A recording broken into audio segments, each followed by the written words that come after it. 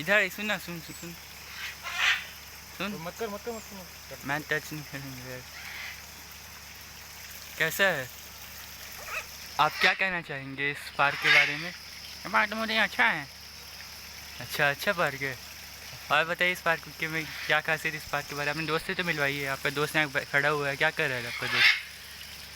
हाँ वो मेरा दोस्त ऐसे घूमता रहता है, बस उड़ता रहता है, बात नहीं करता किसी से। अच्छा बात नहीं करते आप किसी से?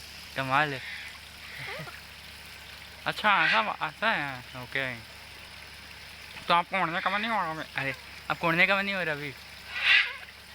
अच्छा आप भी इधर आइए, आइए इधर आइए, बात करिए मुझसे। Okay bye.